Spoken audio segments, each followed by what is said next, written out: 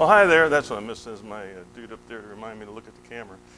Welcome back to the Dr. Hugh Show. I am your host, Dr. Hugh, for the U.S. Carburation Carb Clinic. As you know, the whole reason for this show, the only reason, this is not a show for selling and making profits. Believe me, this is a non-profit show. And half the time, U.S. Carb is a non-profit organization because we tend to give things away. But we'll get to that. Glad to have you back. And so in the meantime, our hope is that you'll ask questions and the producer will get them on air live for you to answer them.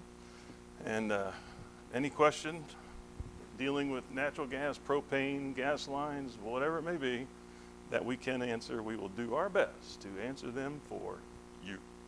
Because I already have the answers, I don't need them. So, where we begin? I wanted to start off, kind of took the wind out of our sails this morning for the crew. And you shouldn't be thin-skinned in this world because we know people can be people. And they see things from different viewpoints. And in this world of being cynical, and I understand it. You're always looking at what's the angle? These people are after something. They can't be just giving something away. But in this case, I asked to start this show because I wanted to help people. People have questions about how to back up power for their homes, and they're confused, and our product can seem confusing, technical, difficult, but in reality it isn't. So I try to make it seem, user-friendly. So that's my point. So someone sent us a Facebook post, which we really, like I said, the crew, I even had crew send us message. Did you see that Facebook post? And I think Eric has it up on the screen. This person said, you're knowingly, I added the you, knowingly taking advantage of the situation. Apparently talking about Texas and up here in West Virginia. Knowingly taking advantage. That means this situation, this is a great advantage for us. You don't know how difficult it is to want your company to succeed, but you don't want hurricanes, and you don't want tornadoes, and you don't want people freezing to death and dying in Texas. You don't want that. That is not us.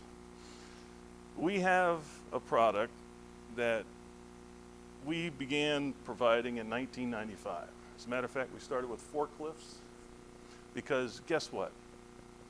Here's something that almost no one knows. In 1995, you could not go in most parts of the country, you could not go down the street within a few miles and buy a generator. You said, what? Because as a matter of fact, when we started U.S. Carburation, people said, generators? Who has a generator? Well, and like Lowe's, Home Depot, now they're even sold at Walmart. I think you can go to Walmart, if I'm not mistaken, and they don't have big generators, but they have generators nonetheless. But now generators are like a staple. They're just part of life. And we're going to get to staples in a minute, not the store, but staples of life, food, clothing, shelter. So in 95, no generator. Guess what happened? We were going through a rough time as a company, about ready to shut it down, believe it or not, because it is hard to start a company. And got a phone call, and a lady asked, do you have a kit that I can make my generator, gasoline generator, run off propane? And I was like, sure. And I helped her out. And I was curious because I had, those are brand new. That was a new kind of question. We don't get that from somebody like in Kansas or Wisconsin. It's like, ma'am, what are you going to use a generator for? She says, Y2K.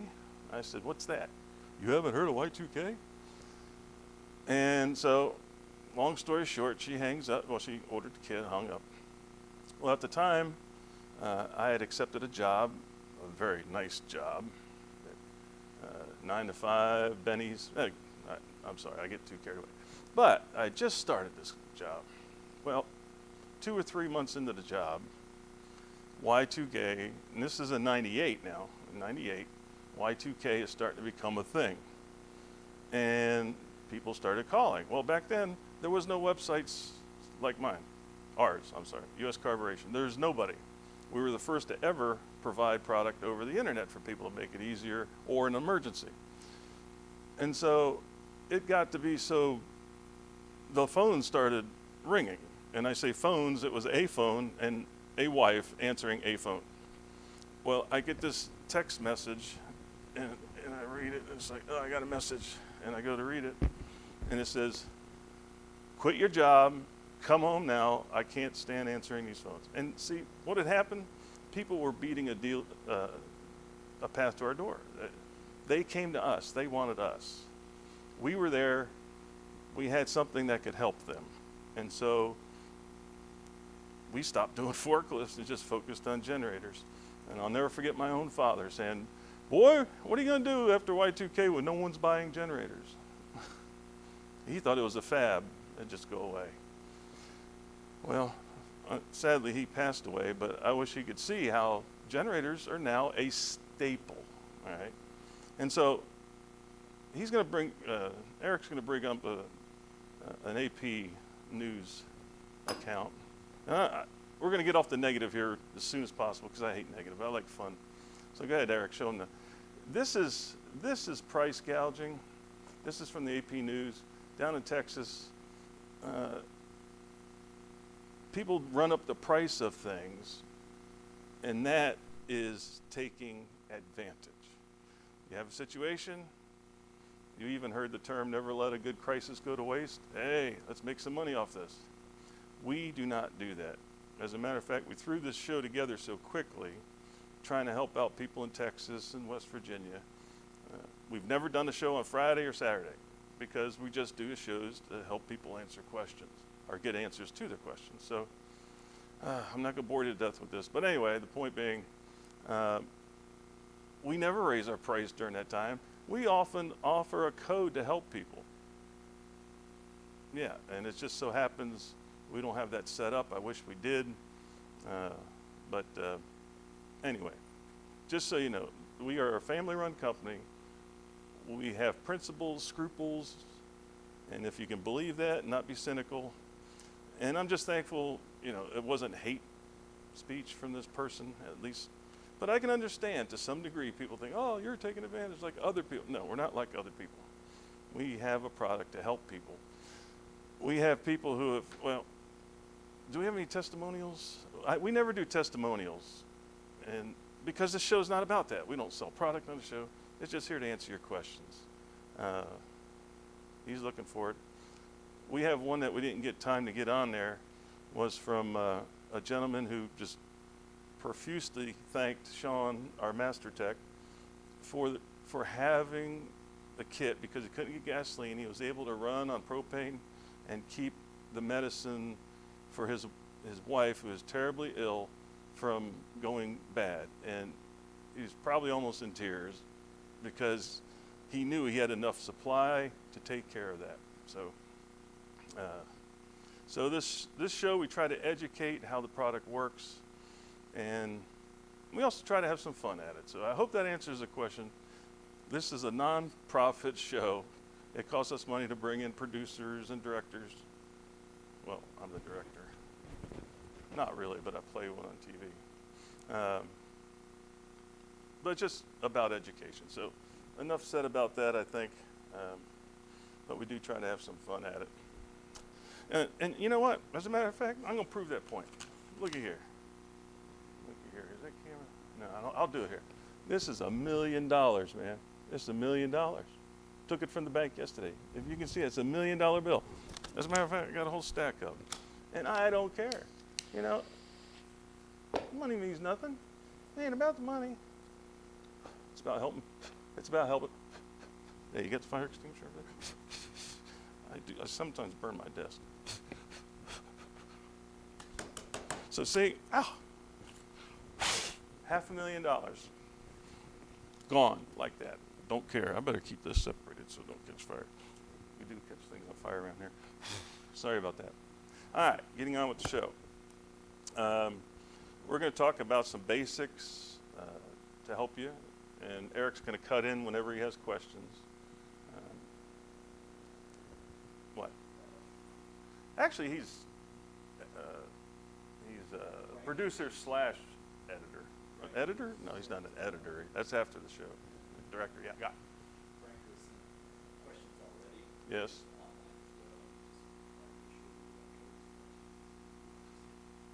I have no idea from who covered his question. Are we? He's got it. All right. Layer on. This is from Frank. I have a brand new 20-pound cylinder, which has yet to be filled for the first time. Would pulling a vacuum on the cylinder with a vacuum pump and then filling it with propane be an acceptable way to purge it? Well, sir, there's no such thing as vacuum. I'm just aggravating. That is a common procedure in the industry too. It's like my tank at home was a 1,000-gallon vacuum purged tank. You can call it that. It will work if you're hooking up gas stoves, gas grills, anything with a burner. It'll purge enough to get it going. But for propane engines, it is not. I would not recommend it. I would recommend. Purging is so simple. It really, really is. You apply you let all the pressure out of the cylinder. You apply 15 pounds of vapor, not liquid, vapor. Shut it off. They make a purging system, but if you're in a safe area out in the middle of the field, you can just blow off that 15 pounds of propane. But to do it safely around people, places, and things, you would light the fuel. And what's cool about lighting is you'll see in the beginning it's like, it's kind of blow torchy. That's number one purging. Then you do 15 pounds again, turn it off. 3, 4. You really should do it 6 times. If you can see by the purging chart, I got my camera over here. And did I mention the mess? Yeah. It's all a mess up here. We threw the show together. I want to show some things, and this stuff isn't pretty anyway. But we'll clean it up. But it's going to make sense in a minute. So anyway, I can't use my other camera here because I don't think you can read. Let me see. Don't even bother. Eric. Let's see. Well, maybe you can. Yeah. All right. Eric's going to switch to our other camera, but it's backwards, so it's always a pain in the neck. See the first purging? First purge at 15 psi of gas, you only get 50% out of the air out. Second, 25% of the cylinder has air remaining. Try not to get any glare. 12.5, 6, 3. And of course, you can never get all the air out. It's too many molecules, but that doesn't matter. But look how much propane. You're up to 93% after a few purgings. So if you can do that, you should have kept that up while my stethoscope hit the floor. Now my motor's starting. I did this last time, didn't I? Get my act together. So anyway, you're trying to introduce an air-fuel mixture into an air-fuel mixture, and an engine typically will not run. And that's one of our biggest headaches with customers calling, and they won't be straight up and say, hey, look, I don't know if this thing's been purged right or not. So never let them shoot liquid and lost it in my mic. I can move it up too. So anyway, no, I wouldn't recommend that. Is it Frank? Yeah, Frank, I wouldn't recommend that. If you can do the pressure bleed off, you'll be fine. Oh, he's got a follow-up. I wonder if he's a reporter. I got a follow-up question. All right. The standard valve, there's a tripod right in front of me. Would the standard valve on the cylinder be capable of holding the vacuum? Oh, I guess we answered that question already. After I evacuate it until it is filled with propane. I wouldn't even have answered that because I don't know for sure. I would assume they're just a worm gear with a rubber seat that goes over a brass opening and it squashes. So I would assume it would hold. If anything, it would hold too good. So because it's actually working backwards. So those are designed to hold the gas in. So the atmosphere would be holding that rubber down for you. So again, I wouldn't recommend it. If you can do the 15 pounds, that would be great. 3 times at least. What was that one? That was from eBay. What was it? Oh, that was a, all right, so we're past, let's see. So it's an eBay question, okay. Who? Sure, I mean, we can go back and forth. I'm the only confused one. The rest of them, I'm sure they understand. However, I do have one little issue. It's like a 60-inch TV over there, but I still can't read it. Read it to me, Eric, please. This is eBay trying to make a purchase, or not trying, but basing on a purchase. I'll say it straight here in a second. Sorry, this will be the first time I do conversion to a generator. I want to make sure I'm buying the correct kit for the generator that I have. Just want, I'm even having problems reading, it's right in front of me. Just want to make sure this is good for my 7,000 continuous, 8,750 max Predator generator I got from Harbor Freight. Is there any specific number kit I should be looking at? Did you catch all that? You will receive a response from our customer service reps, because I have no clue. I'm sorry. I wish I could help out with that. I don't know about what kit fits which. Typically, they're in the listing. If they're not in the listing, once someone asks this question, then we'll add it to the listing. So I'm sorry. You will get an answer. It may be today. It may be Monday, but I think our CSRs are working today because of the massive amount of orders we've sent to Texas and otherwise. And that's, going back to that, taking advantage. Picture you purchase this kit from us and you go, man, I wish I knew, I understand this, I think, but I don't want to make a mistake. What do I do? See, we put a little note in there. If you have any questions, you can get a hold of our CSRs, or when we're on the air, we'll answer it for you directly. So we love to give the personal service. So I don't know how you do that, but we were talking about that today.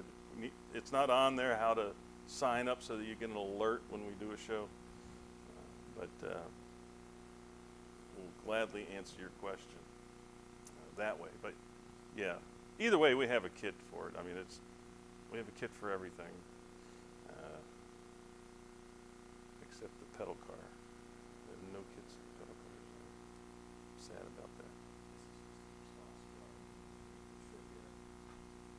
Man, we are going around, aren't we? All right, who is this? Okay, yeah. I do a trivia question on my show, and this is one of my favorites. These are 5 steel balls hanging from string. You've probably seen them.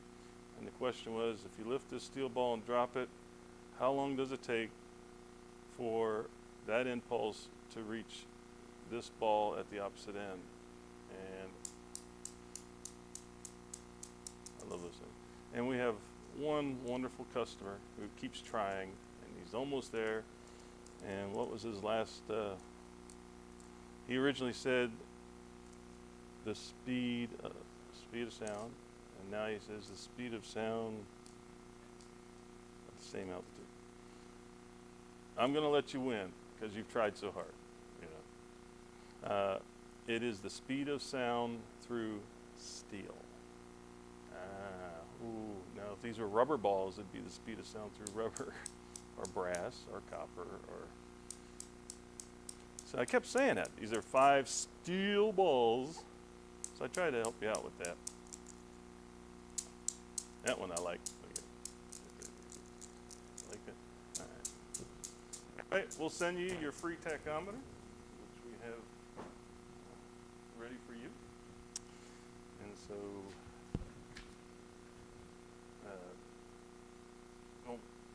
when you're done with what you're doing, we'll get on to the basics.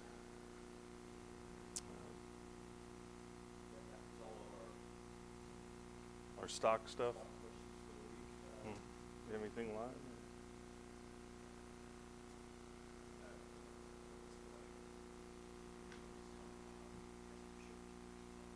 How our customer service works? I know. What's their comment? We like comment. You don't have to put it on it. Oh, go ahead and talk. Use your mic. She's commenting on how you guys verify, make sure that Do a nice mic. She's commenting on how U.S. Card verifies the kit that you are shipping out, make sure it goes to the correct generator. Yeah, every order is screened to make sure for one, you've ordered the correct kit, because on motorsnorkel.com there's a kit finder, and you can go down the line. There's even, if you can't find it, you can order an MSK, and we will pick the kit for you. That's an option on there. If you pick a kit and tell us the generator model, and we go, what row, wrong kit, we will let you know. Or if you order accessories that are not compatible with the kit, we will contact you and let you know. So some customers get a little confused, which is understandable, and so, but we always verify, because we hate for you to go through all that work and effort and get it in, get all excited, and then have an issue where it doesn't fit. So, and sometimes machines change too, but we do check every order. So there you go on that.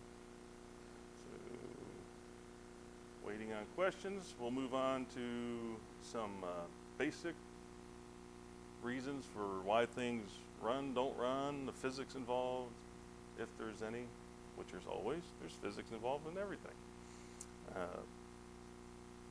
First one I was going to start with, so I can clear my desk off, is we're lighting which we didn't do, which I'll probably catch this on fire, but we're lighting the flame of knowledge, all right? And I should have had it on the whole time, but while that's warming up, what else did I have? Oh, on the last show, if anyone is watching, these are two suction cups that I put face to face. If you look in the center, is there anything in between the two so-called suction cups? Can't be. This one is engaged to that one one's engaged to that one. They're flat to flat. Who was that telling me about they slapping metal on the wall? Was that you? Somebody's telling me that. Somebody told me yesterday, this UPS driver. He said he had a guy that took two exact pieces of metal and would go, and they'd stick together. He said, because they were so smooth. And I said, yeah, for not long though. I mean, it would work, but it eventually collapsed. But that proves the point. If you take two pieces of metal, obviously there's zero between them. But remember, nothing is solid. Nothing is solid. Everything is made up of little particles, bigger, smaller. That's why you can take a tiny little, what do they say? You can take a pinhead worth of, I believe it's the sun. Man, you don't teach this enough, you forget. And if you could drop it, it would go all the way through the earth. It is so dense, but it's still not solid. So that's the point. So anyway, there's nothing here, but, and we calculated the surface area. The atmosphere is pushing 300 pounds that way. It's pushing 300 pounds that way. So it's like this. The atmosphere is doing that. So I'm going to try to do this. But that's been together since yesterday.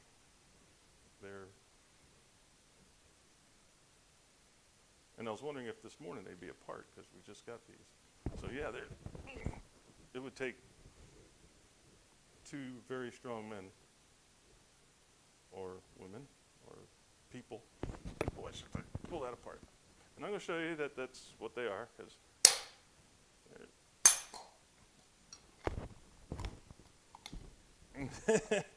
they're married. But that's, it doesn't mean anything. Oh, there you go. You can see just flat.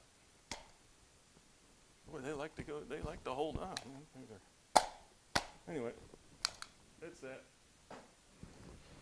All right, are we ready on here? Nope, we're not. Are we ready? Yeah, well, we're shifted anyway. Are we bubbling? Can you see the bubbles?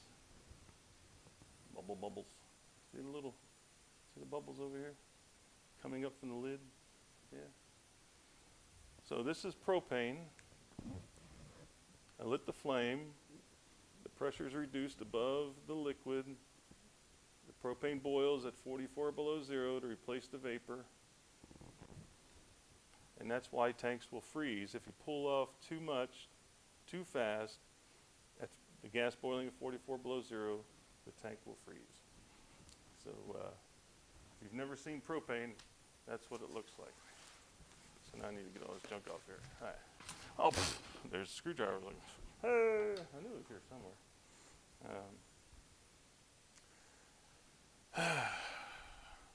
Also, let's do the, I think I'll turn that off for now. Let's do the too rich or too lean, why a machine won't run. For being too rich or too lean. Now, this is our little buddy. And Sean, after I do this one, I'm gonna need you to shift to the plug over to the RAM. I lost my mic, I know. I'll get it back. I have to shift the electrical plug.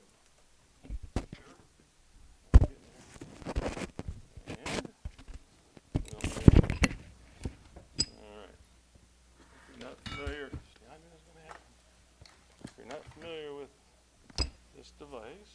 I'm going to plug that right plug in. And put this through there. Hey, everyone's stuck at home. I mean, you got to have something to do. Watch some clown play with stuff. This chair all hooked in there. You can't plan on screwing up as bad as I do. Well, maybe you could, but it's take a lot of time. Where for me, just doing it this way is easy because it just comes natural. So I'll move the camera out on that one. Because this one is a fire device. Try not to blow things up around here if we can help it. Which last time on one show, if you haven't seen Wolfie 1, this was Wolfie. And same tube. And Wolfie kind of got this. I just took a paint can top and put on there. I thought, it slides on it. Like, look. I know it's but it just slides on. But I didn't think it would do that. But it took the end off old Wolfie here. Wolfie 1. And that's why we keep him around. He sacrificed himself in the name of science. So we keep him around for that. So poor Wolfie. So anyway, this is Wolfie 2. And unfortunately, earlier, playing around with Wolfie, I caught Wolfie 2 on fire, and he started to melt. So Sean, please go get some moist paper towels, if you will. All right, so here's the story on Wolfie and how he works. We have air and gas, and so to make an engine burn correctly, you have to have the right mixture of fuel, air and gas. So what I do to show this principle is we make sure that the tube is clear of any fuel. So we put some air in there. And so when I click that button, air is going in there to help clear the tube. All right. Now, I'm going to put in,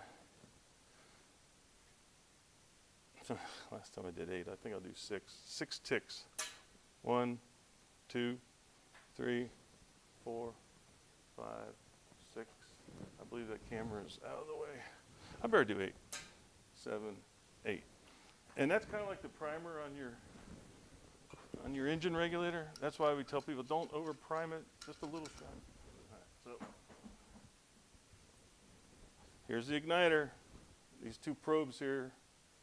When I press this button, it's like a grill igniter. It'll ignite. Oh, wait a minute.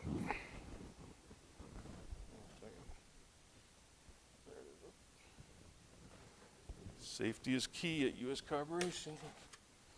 All right, so we have fuel and air in there, and let's see what happens when we hit the button. You know what happened is I waited too long. All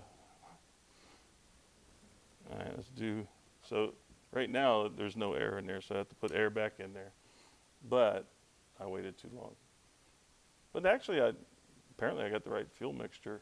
That enough air creeped back in so it wasn't so rich. 1001, 1002. See, that's all it should take to ignite though.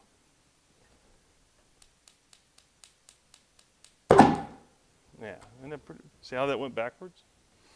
That's because all the propane was drifting forward initially. So if you want to have fun, you just put some oxygen in there and do like 1, 2, 3, 4. I won't do such a big one, 5, 6. And sit here and la-di-da. Now the propane is starting to drift. You can't see it. Remember, propane's heavier than air, so it's drifting forward. That's why it ignited so quickly. Why are you backing up, Eric? Won't those headphones protect you? This one will probably go quick. There you go. Ah! Get out of there.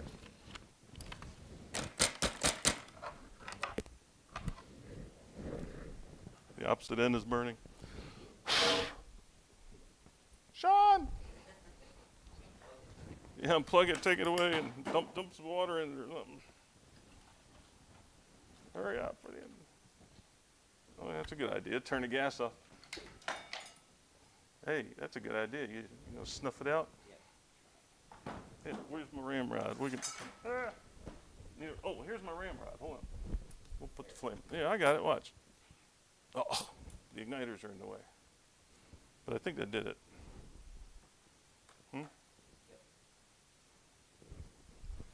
This show needs heavily edited. All right, you can take poor old Wolfie away. All right, so that's Wolfie. Now, I might end the show with that one. We'll end the show with that one. Now I can put my doctor's in sign in. Now, some other basic reasons. So again, too rich, too lean. You have a no-run machine. All right, so don't flood out your machine by over-priming, okay? And so, that brings up the triangle. The reason it's so important is that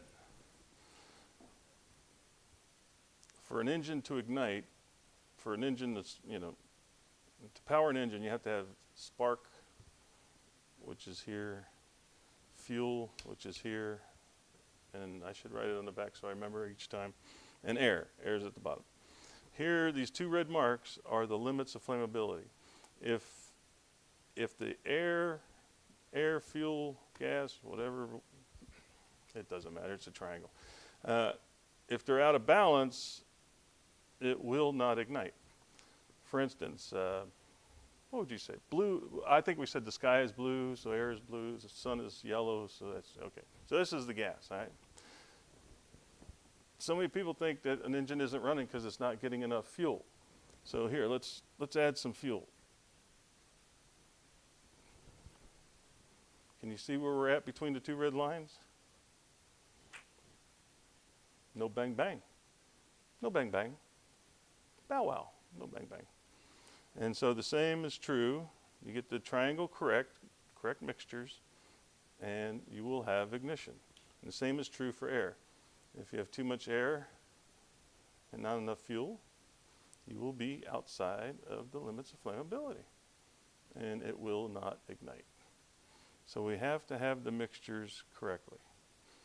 So if your spark plug is sparking,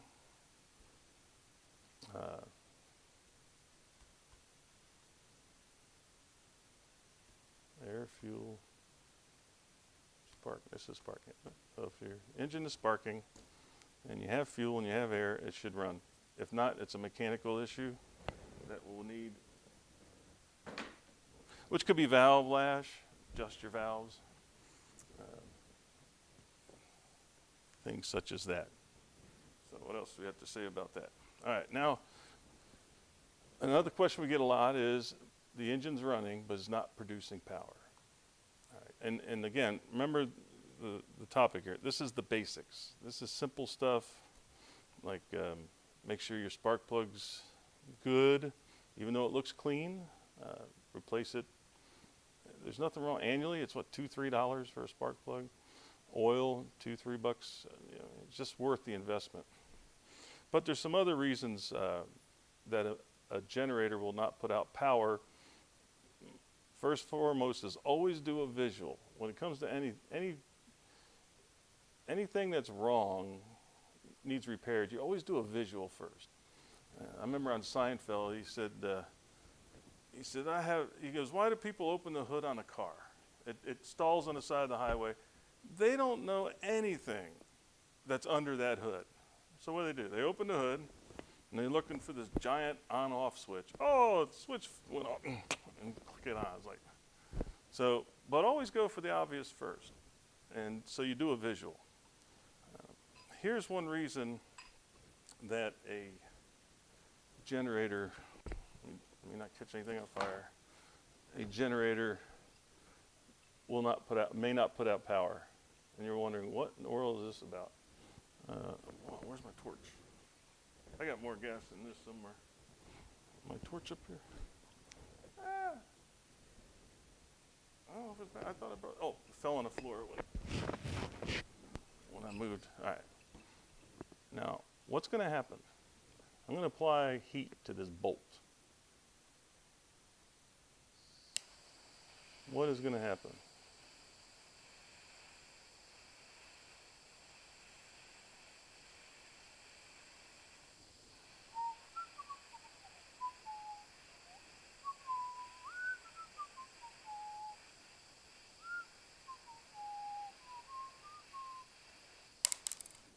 What was that? Huh.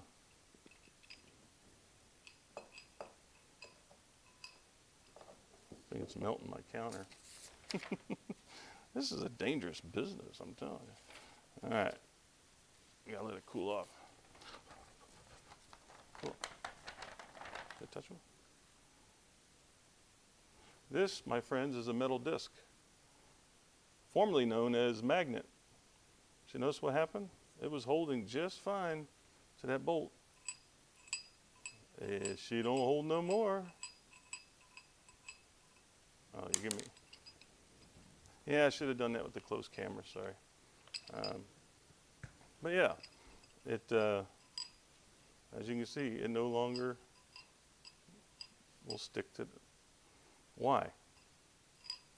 It's lost its magnetism by now being the same polarity as the bolt.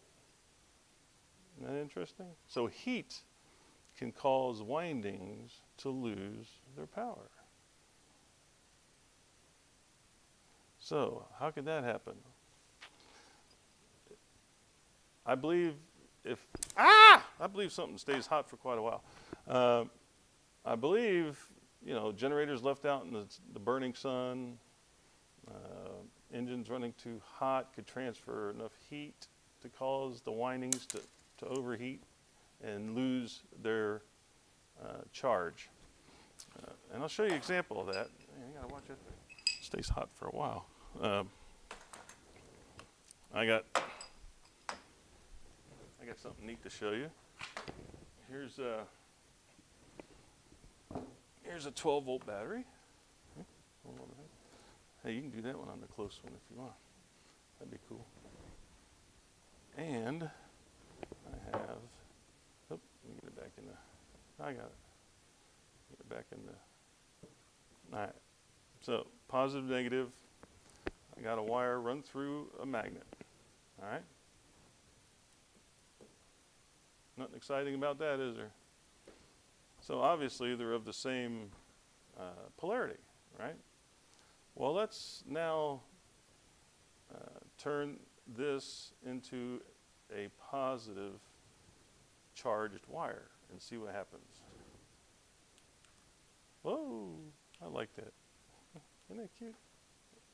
If you do it right, it lands right back in there every time. Oop, that almost made it. You gotta turn like it.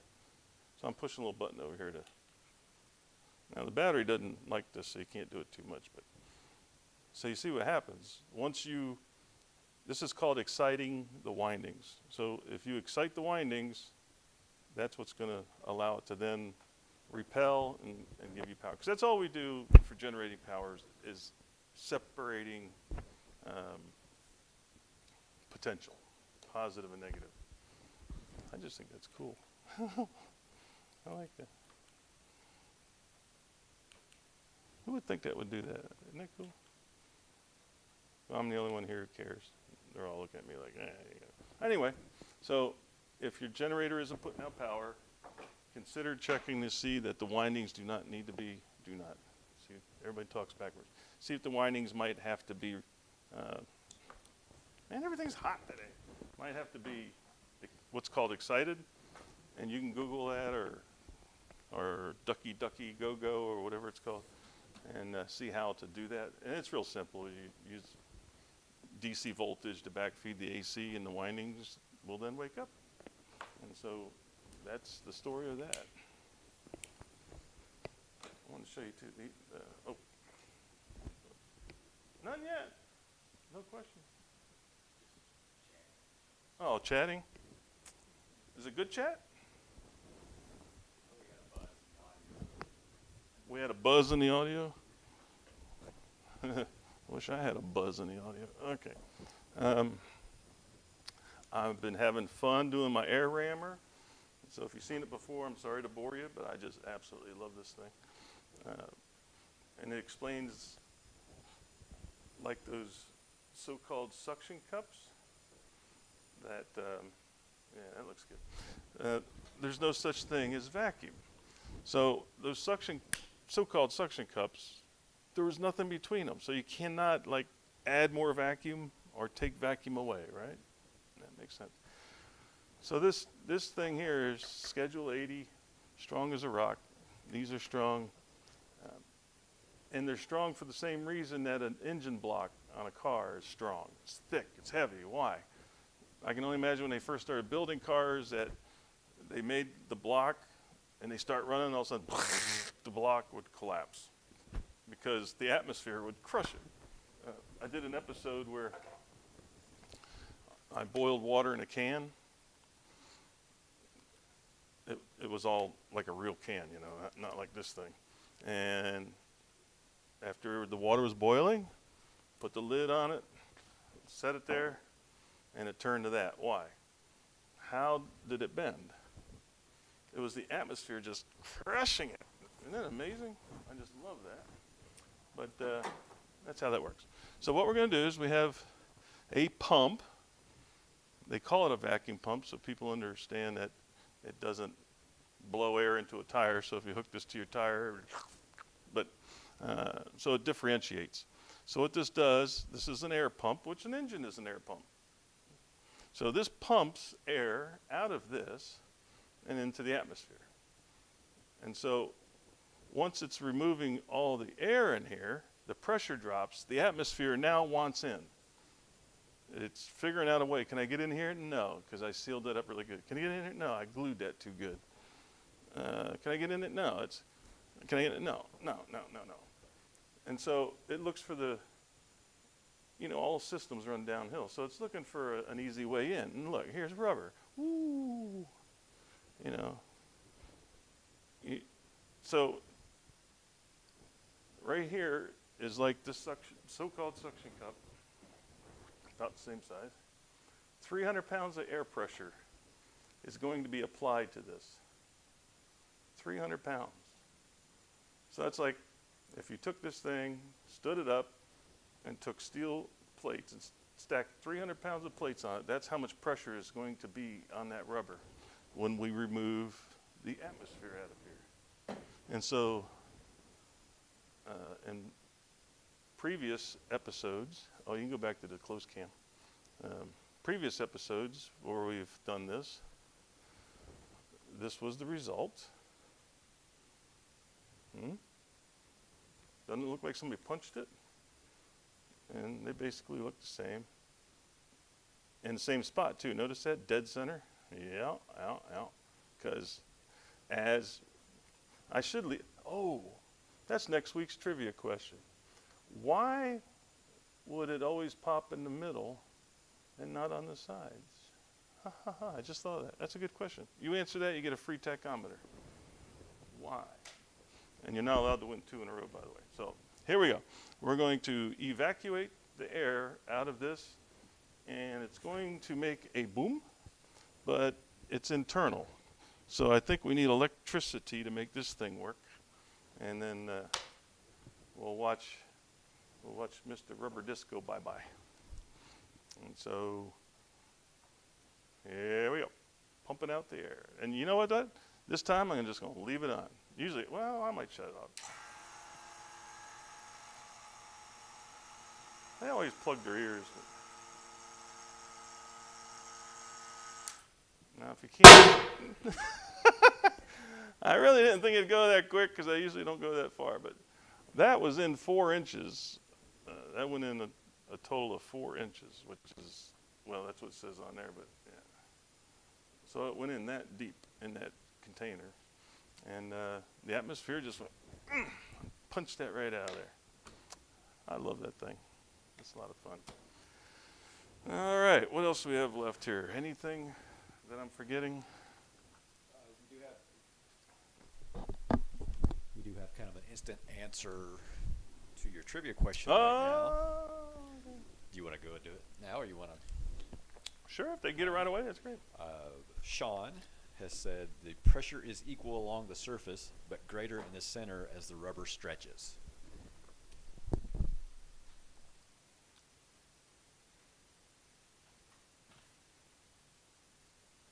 That's not what I came up with.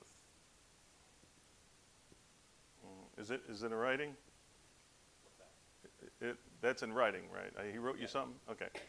All right, Sean, I'll answer your question next week. If I think, I really believe there's another answer to that, but I'm not poo-pooing it. And so I will say, let me mull that over. I want to read all what you wrote, and I will give you an answer next week. Sorry about that. But you threw me off because that's not what I came up with, because so anyway, but thank you for chiming in on that. I appreciate that. And the other gentleman that he needs to send his address to info@uscarb.com so he can get his free tachometer. And if anybody don't know what I'm talking about, free tachometer is gone. Somebody stole it. That's really free. No, that's okay. But they're really nice. You can set them for. Oh, here, I got it. It's you can set your maintenance, and it gives you your RPMs and your runtime. Really nice little device. $39.95 value, free. See, we're taking advantage. We're giving away free stuff. All right, we have some questions that are rolling in now. This one is from Mark. Hey, Mark. On Facebook. I have put off buying a generator, but now I'm about to add a propane fireplace. Currently I have a propane-powered furnace. I have an in-ground propane tank. I hope to buy a generator to run off the in-ground tank as well as a 20-pound tank. Can you give me a real hold on a few? I'm sorry. Yeah. I'm kind of speaking into the screen. I'm trying to make notes. Okay, so tank as well as a 20-pound tank. Since I will be doing work with the propane lines, I thought it would be a good time to put in a connection for a generator that would be shared with and it scrolled off the page. Sorry, Mark. There it is. That would be shared with a grill. Is there any words of wisdom you can share here? Well, kind of go back. So he wants to be able to use a quick disconnect to unplug the grill, and it's a convenient spot to plug his generator in. Is that correct? Basically is what he's saying? Yeah, okay. I have an in-ground tank. I have a generator that runs off of the in-ground tank as well as a 20-pound tank. I'm going to be running some new lines. I believe that's what he wants to do. It'd be a good time to put in a connection for the generator that could be shared with the grill. Yeah, that'd be a quick disconnect. Okay. So you would unplug one and plug the other one if you want to do it quick and easy. So yes, we have everything you need for that. The best thing to do if you want to know line sizing and that kind of thing is info@USCarb. Send us the generator model, the size propane tank you have for your stationary. size of your furnace. And if you can give us a drawing of the current fuel lines you have now, the gas lines run, and where you plan on tying it in and everything. I mean, if you really want it done right, that's the way to do it. And then we can give you an answer that no one has ever said the numbers were incorrect, the sizes didn't work.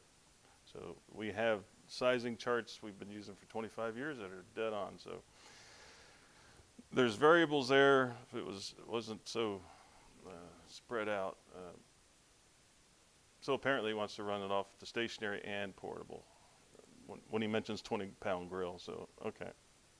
So, yeah, if you can do that at info at US Carb, we will definitely give you the information you need.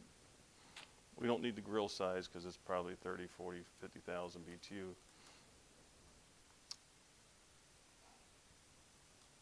We have a couple more guesses on why the center breaks first. From two separate answers, and they're both similar, basically saying the center of the rubber has no structural support. True. What does the other one say? The second. They're both very. Structural support? They both say that? One said the center will be the weakest point because it is stretched, and the other person. Bingo. Ooh. So, how do we, that's the answer. Okay, well, so two people said similar things. One was it is the weakest point because it's stretched. The other one is there is no structural support in the center. There is no, that is true. If you added support in the center, then it would force it to burst otherwise, right? So the last one was, I believe, dead on. I mean, as it's you've seen the shape as it's stretching in, it's getting thinner and thinner and thinner. That's why I can get a thicker piece of rubber and it'll go deeper because the center will hold longer because it isn't stretching. You know, it has to stretch. So we'll give them both one. They were almost dead on. So both of you send your response and your email address, and you know who they are, right? Yes. And Actually, the one was one that submitted some questions, I think, to you via email, Frank. Some of the answers we had earlier this episode. as long as they haven't won one before, you're disqualified. Because somebody will be out there selling inch meters on eBay. and Mark, who asked the question about the 100-pound tank. Oh, okay. He just said thanks for your response. Hey, great. Nah, isn't it fun to think like that? That's why I love physics. You know, you just, why is it like that? What? And it didn't dawn on me. I just brought them in to show, you know, how the blow pattern was, and then it dawned on me that it must be that it gets thinnest at the center, and I can feel it right here actually. It's kind of wimpy here, but out here it's like, so yeah. Well, you can blame Firestone because this came from a Firestone inner tube. So tell Firestone they need to work on the center of their blow pads. Hey, blow pads.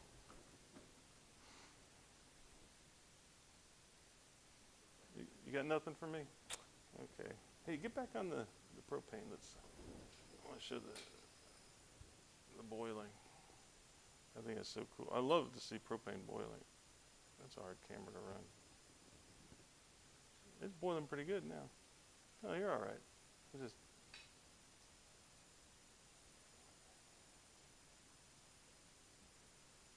It's all backwards though. But it's funny, it always comes out of the hinge side of that flapper. And of course this is a flapper used to transfer propane from like a rail car to a 30,000 gallon tank at a propane bulk station. So anyway, I just love it. Okay folks, it's been fun. I hope you agree that we are not here to fleece you. We're here to help, and we really honestly want to help, and we've been helping people for many, many years. We usually don't do testimonials, but hey, I thought we had a testimonial. Didn't we have a testimonial? We don't need to do that. These people are bored already. We just need to let them go. No, don't worry about it. Don't worry about it. I'm going to sign off, let you guys go. Everybody have a good weekend. Hopefully you're in power. And that everyone's safe, becoming safe down in Texas. We hate to see stuff like that happen. Hurricane season's coming. And I will mention, for those who don't know, you can also do pressure washers, wood splitters. Pressure washer season's coming, man. It's awesome to have a propane cylinder on a pressure washer, man. It'll run so perfectly, full power, won't stink. Monoxide is a killer. It's an absolute killer. But you can't run these things. You can't run these engines dirty enough to even produce monoxide to any degree, much more than a candle. In response to the trivia question, one of the people that answered it asked, what email does he send it to? info@uscarb.com.